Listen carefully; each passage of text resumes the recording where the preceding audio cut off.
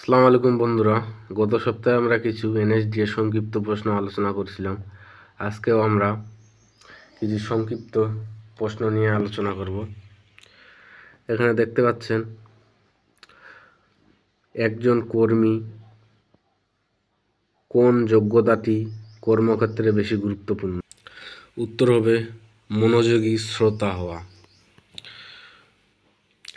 টিমে কাজ করার সুবিধা কি? দক্ষতা বৃদ্ধি পায়, দূরদর্শিতা বৃদ্ধি পায়। উপরের সবগুলো উত্তর হবে উপরের সবগুলো। টিমে কাজ করার সময় একজন টিম মেম্বারের কি বিষয় মনে রাখতে হবে? টিমের নিয়ম কানুন, টিমের গঠনতন্ত্র, টিমের কাজ সম্পর্কে ধারণা। উপরের সবগুলো উত্তর হবে উপরের সবগুলো। টিম ওয়ার্ক বলতে কি বোঝায়? একই গোল অর্জনে নিজ দায়িত্ব পালন করা। এসওপি কি? Standard operating product.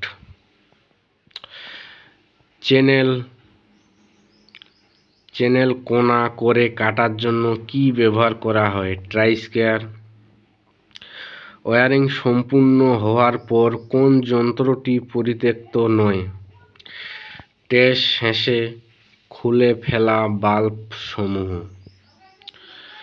নিচের কোনটি 5S এর আওতাভুক্ত নয়? সুপারভাইজিং। রুটিন ওয়ার্ক কার কাছ থেকে বুঝে নিতে হয়? সুপারভাইজার। কোনটি কমিউনিকেশন যন্ত্র নয়?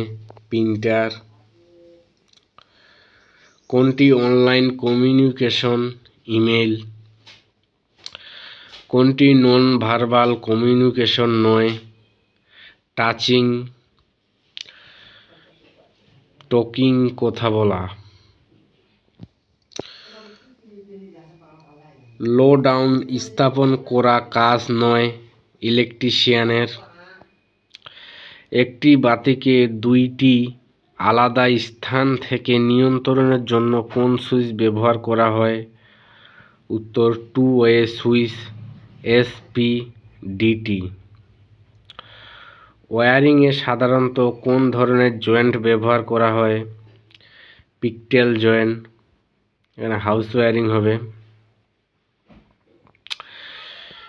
ফিউজ কোন অবস্থায় প্রোটেকশন দিতে পারে না? অতিরিক্ত ভোল্টেজ। নিরাপত্তামূলক ও নিরাপত্তাজনিত চিহ্ন কোথায় থাকে? দৃশ্যমান স্থানে। নিচের কোনটি তার কাটার জন্য ব্যবহার করা হয় না? হ্যাকসো। বৈদ্যুতিক শক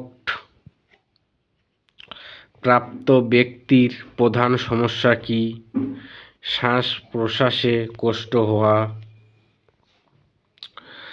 বৈদ্যুতিক শক প্রাপ্ত ব্যক্তির জরুরি প্রাথমিক চিকিৎসা কি?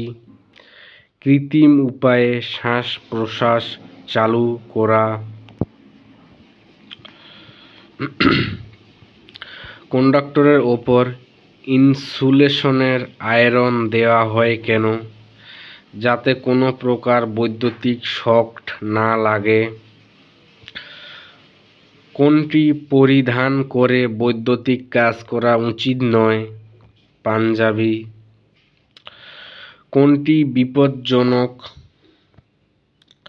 অভ্যাস? দাঁত দিয়ে ইনসুলেশন কাটা।